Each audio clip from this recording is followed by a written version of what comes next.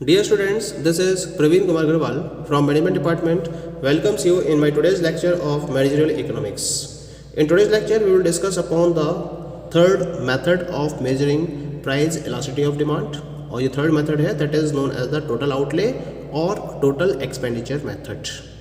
क्या मतलब है total outlay या total expenditure method का?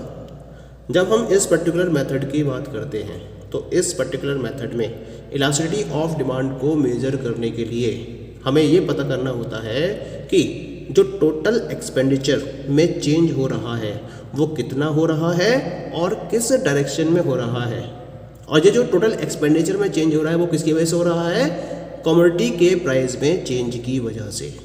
यानी कि जब हम किसी भी कमोडिटी के प्राइस में चेंज की वजह से टोटल एक्सपेंडिचर में चेंज कितना हुआ और किस डायरेक्शन में हुआ, इसको ध्यान में रखते हुए इलास्टिसिटी ऑफ डिमांड को मेजर करते हैं तो हम इसे टोटल आउटले या टोटल एक्सपेंडिचर मेथड का नाम देते हैं। यानी कि यहाँ जो इलास्टिसिटी ऑफ डिमांड का मेजरमेंट है उसमें दो जो वेरिएबल्स इंक्लूड किए जाते हैं वो होते हैं price of a commodity and total expenditure incurred. किसी भी कमोडिटी का प्राइस और उस कमोडिटी पर जितना भी खर्चा किया गया या टोटल एक्सपेंडिचर इनकर किए गए, उन दो वेरिएबल्स के बेसिस पर इलास्टिसिटी ऑफ डिमांड को मेजर किया जाता है। It means that when there is some of the change in the price of the commodity, then due to that change in price what and how much change is there in total expenditure of the commodity, on the basis of this the elasticity of demand is measured with the help of this particular method. और इसके regarding हम तीन particular situations को यहाँ find out कर सकते हैं। क्या क्या सिचुएशंस है वो? सबसे पहली सिचुएशन क्या होगी, अब प्राइस चेंज हुआ और प्राइस चेंज हुआ उसकी वजह से एक्सपेंडिचर चेंज हुआ।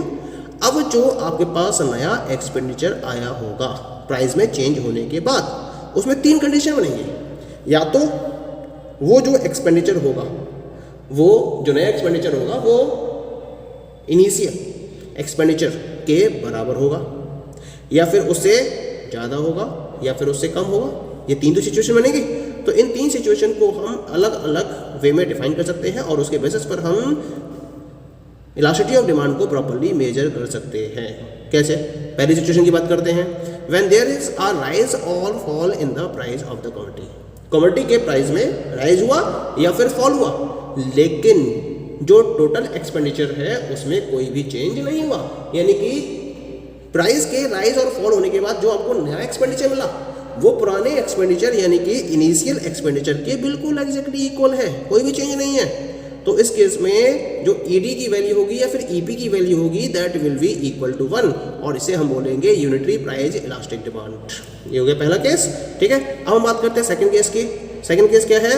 When there is a fall in the price, अगर प्रोडक्ट के प्राइस में फॉल हो रहा है या प्रोडक्ट का प्राइस डिक्रीज हो रहा है और उसकी वजह से टोटल एक्सपेंडिचर इंक्रीज हो रहा है, ये पहली कंडीशन हो गई इसकी, है ना। या फिर जो प्रोडक्ट का प्राइस है वो क्या हो रहा है, वो राइज हो रहा है और उसकी वजह से टोटल एक्सपेंडिचर डिक्रीज हो रहा है। हम टोटल एक्सपेंडिचर कौन सी बात कर रहे हैं? नए एक्सपेंडिचर की। जो नया एक्सपेंडिचर है वो प्राइस के फॉल होने के बाद या तो इंक्रीज हो रहा है या फिर प्रोडक्ट के प्राइस के राइज होने के बाद टोटल एक्सपेंडिचर अगर डिक्रीज हो रहा है तो उस केस में सिचुएशन बनेगी relatively price inelastic demand की। तो ये सिचुएशन किसको शो करेगी? Relatively price elastic demand curve को शो करेगी और यहाँ ईपी की वैल्यू 1 से ज़्यादा होगी। पॉइंट क्लियर हो गया? Now come to the third one. Third case क्या बनेगा यहाँ पर कि प्रोडक्ट के प्राइस में फॉल हो रहा है और प्रोडक्ट के प्राइस में फॉल होने से टोटल एक्सपेंडिचर डिक्रीज हो रहा है, या फिर प्राइस में राइज हो रहा है और टोटल एक्सपेंडिचर इंक्रीज हो रहा है। तो ये पॉजिटिव रिलेशन शो कर रहा है। ठीक है, प्राइस में फॉल, टोटल एक्सपेंडिचर में फॉल यानी कि डिक्रीज, प्राइस में राइज तो टोटल एक्सपेंडिचर में भी राइज या फिर टोटल एक्सपेंडिचर में भी इंक्रीज। तो इस केस में जो डिमांड होगी वो कैसी होगी? Relatively price inelastic demand होगी है। और यहाँ ईपी की वैल्यू क्या होगी? It will be less than 1। Clear? यानी कि अगर सेम डायरेक्शन में मूवमेंट चल रहा है प्राइस का और टोटल एक्सपेंडिचर का तो वही relatively price inelastic demand. अगर अपोजिट डायरेक्शन में मूवमेंट चल रहा है प्राइस का और टोटल एक्सपेंडिचर का तो ये कहलाएगी रिलेटिवली प्राइस इलास्टिक डिमांड। और अगर एक्सपेंडिचर में कोई चेंज हो ही नहीं रहा है तो ये कहलाएगी unitary price elastic demand. Point clear हो गया था क्या ना? अब हम इस पर्टिकुलर मेथड को एक एग्जाम्पल के बेसिस पर प्रॉपर्ली डिफाइन कर सकते हैं। यहाँ मैंने एक टेबल ड्रॉ करी है और इस टेबल में मैंने इस एग्जाम्पल को प्रॉपर्ली डिफाइन किया है। इसके लिए मैंने 3 सिचुएशंस कंसीडर करी हैं। First situation is situation A, then situation B and then situation C. Situation A में price of the commodity, then quantity, then total expenditure, then effect on total expenditure and then type of elastic demand. इसके basis पर इसको मैं properly define करूंगा। ठीक है, पहले बात करते हैं ए सिचुएशन की। ए सिचुएशन में कमोडिटी के प्राइस थे पहले ₹2 पर यूनिट। ठीक है, और ₹2 पर यूनिट से ये डिक्रीज होकर रह गए ₹1 पर यूनिट। जब प्राइस ₹2 थे पर यूनिट के हिसाब से तो 4 यूनिट्स की डिमांड थी, और जब प्राइस घटकर 2 से 1 रह गए तो डिमांड बढ़कर 4 से 8 हो गई। अब टोटल एक्सपेंडिचर निकाल लेते हैं। इनिशियल एक्सपेंडिचर कितना है? 2 × 4 यानी कि 8, और जो प्राइस चेंज होने के बाद एक्सपेंडिचर कितना है? 1 × 8 इज इक्वल टू 8। तो टोटल एक्सपेंडिचर में कोई चेंज हो रहा है क्या? नहीं हो रहा है, टोटल एक्सपेंडिचर सेम है। तो यहाँ जो इलास्टिक डिमांड होगी वो कैसी होगी? यूनिटरी प्राइस इलास्टिक डिमांड होगी, और यहाँ ईपी की वैल्यू कितनी होगी? इक्वल टू 1 होगी। That is clear. अब हम बात करते हैं बी सिचुएशन की। बी सिचुएशन में प्राइस है 2 और घट कर रह गए 1, डिमांड है 4 और 4 से बढ़कर हो गई 10। तो क्वांटिटी एक्सपेंडिचर देखो, पहले वाले केस में एक्सपेंडिचर कितना हो गया? 2 × 4 यानी कि 8, और सेकंड केस में 1 × 10 यानी कि 10। तो टोटल एक्सपेंडिचर क्या हो रहा है? इंक्रीज हो रहा है। लेकिन पहले देखते हैं प्राइस में क्या हो रहा है। प्राइस क्या हो रहा है? डिक्रीज। और हमने स्टडी किया था कि जब इन्वर्स रिलेशन रहता है दोनों के बीच में, या इन्वर्स मूवमेंट हो, यानी कि प्राइस हो रहा है डिक्रीज और एक्सपेंडिचर हो रहा है इंक्रीज, तो इसका मतलब कैसी डिमांड होगी? रिलेटिवली प्राइस इलास्टिक डिमांड, जहां ईपी की वैल्यू 1 से ज्यादा होगी। अब सी सिचुएशन की बात करते हैं। तो इन द सी सिचुएशन पहले प्राइस कितने थे? तो 2 से घट कर रहेगा 1, लेकिन जो डिमांड है वो 3 से बढ़कर हो गई 4। टोटल एक्सपेंडिचर देख लेते हैं। 2 × 3 यानी कि 6, 1 × 4 यानी कि 4। तो टोटल एक्सपेंडिचर क्या हो रहा है? डिक्रीज हो रहा है। 6 से रहेगा कितना रह गया? 4 रह गया। और प्राइस भी क्या हो रहा है? डिक्रीज हो रहे हैं। दोनों में सेम मूवमेंट में दोनों वर्कआउट कर रहे हैं। इसका मतलब ये कैसी इलास्टिसिटी होगी? Relatively price inelastic demand होगी ये। और यहाँ ईपी की वैल्यू क्या होगी? It will be less than 1। तो टेबल क्लियर हो गई। तो इस पर्टिकुलर मेथड के बेसिस पर हमें ये तो पता चल जाता है कि यूनिटरी प्राइस इलास्टिक डिमांड है, रिलेटिवली प्राइस इलास्टिक डिमांड है, relatively price inelastic demand है। लेकिन हमें इससे प्रॉपर्ली वैल्यू नहीं पता चल पाती है। जैसे परसेंटेज मेथड था, पॉइंट मेथड था, इसमें हमें वैल्यू पता चल रही थी, और इस वैल्यू के बेसिस पर हम टाइप ऑफ इलास्टिसिटी को डिफाइन कर सकते थे। लेकिन इसमें हम टाइप ऑफ इलास्टिसिटी को तो डिफाइन कर सकते हैं, लेकिन इसकी वैल्यू को प्रॉपर्ली डिफाइन नहीं कर सकते हैं। और इसके साथ साथ परफेक्टली इलास्टिक और परफेक्टली इन इलास्टिक की सिचुएशन को भी इस मेथड के बेसिस पर डिफाइन नहीं किया जा सकता है। ये इस मेथड की सबसे बड़ी डीमेरिट है। Now come to the last and fourth method of measuring price elasticity of demand, and this is known as the arc method. क्या मतलब है आर्क मेथड का? जब हमारे पास डिमांड कर्व एक स्ट्रेट लाइन डिमांड कर्व ना होकर रेक्टेंगुलर हाइपरबोला की शेप में होता है, तो उस रेक्टेंगुलर हाइपरबोला के डिमांड कर्व के रेफरेंस में प्राइस इलास्टिसिटी ऑफ डिमांड को मेजर करने के लिए हम इस पर्टिकुलर मेथड का यूज करते हैं।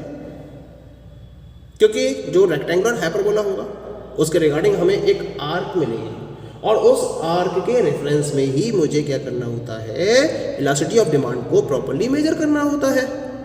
और इसके लिए हम ना तो परसेंटेज मेथड का, और ना ही पॉइंट मेथड का, और ना ही टोटल आउटले या टोटल एक्सपेंडिचर मेथड का यूज कर सकते हैं। तो इसके रिगार्डिंग एक सेपरेट मेथड इंट्रोड्यूस किया गया था जिसको आर्क मेथड का नाम दिया गया था।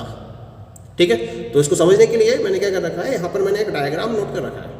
On the right side of the page यहाँ आपको एक कर्व दिखाई दे रहा है। ठीक है, जहाँ मैंने एक्स एक्सेस पर क्वांटिटी डिमांडेड को और वाई एक्सेस पर मैंने प्राइस को रिप्रेजेंट किया है। क्लियर? अब ये जो डी डिमांड कर्व है, it is a rectangular hyperbola curve. ये एक कंप्लीट रेक्टेंगुलर हाइपरबोला कर्व है। ठीक है, यहाँ मैंने 2 पॉइंट लिए हैं, ए और बी। जब मैं ए पॉइंट की बात कर रहा हूँ तो ये प्रोडक्ट के या कमोडिटी के इनिशियल प्राइस ओपी को रिप्रेजेंट कर रहा है, जहाँ इनिशियली डिमांड कितनी थी? ओक्यू के बराबर थी। अब वो प्राइस ओपी से कम होकर OP1 है गया, जिसकी वजह से जो क्वांटिटी डिमांडेड है वो OQ से बढ़कर OQ1 हो गई। पॉइंट क्लियर हो रहा है यहाँ पर ना? तो इस तरह से जो पॉइंट है वो ए से बी पर शिफ्ट हो रहा है। तो हमें ये पता करना है कि जब पॉइंट ए से बी पर मूव हुआ, ये शिफ्ट नहीं है, ये मूवमेंट कहलाएगा। जब पॉइंट ए से बी पर मूव हुआ, क्योंकि सेम डिमांड करके अलॉन्ग है, तो उस केस में इलास्टिसिटी ऑफ डिमांड कितनी होगी।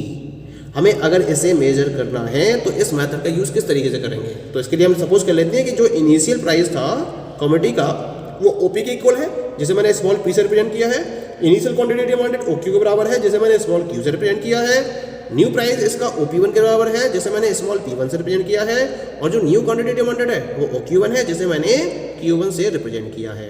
अब बात करते हैं आर्क मेथड की, क्योंकि ए बी क्या है, ए बी एक आर्क है।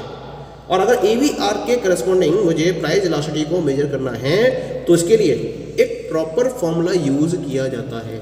क्या है ये फॉर्मूला?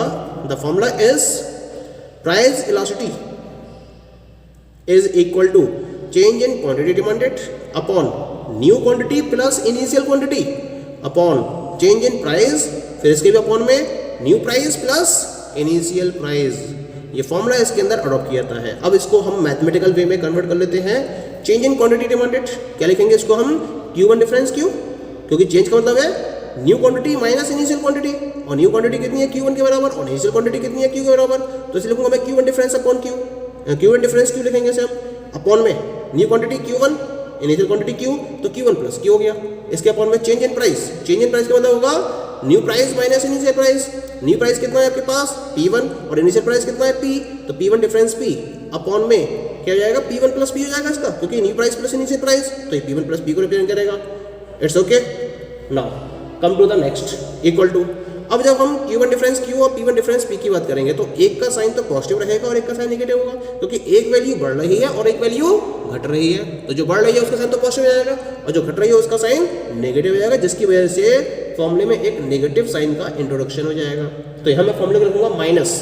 अच्छा, Q1 माइनस Q को मैं डेल्टा Q लिख सकता हूँ, जो चेंज इन क्वांटिटी को रिप्रेजेंट करेगा, अपॉन में Q1 प्लस Q, अपॉन में P1 माइनस P को मैं डेल्टा P लिख सकता हूँ, और फिर इसके अपॉन में P1 प्लस P, जहाँ delta P change in price को रिप्रेजेंट करेगा।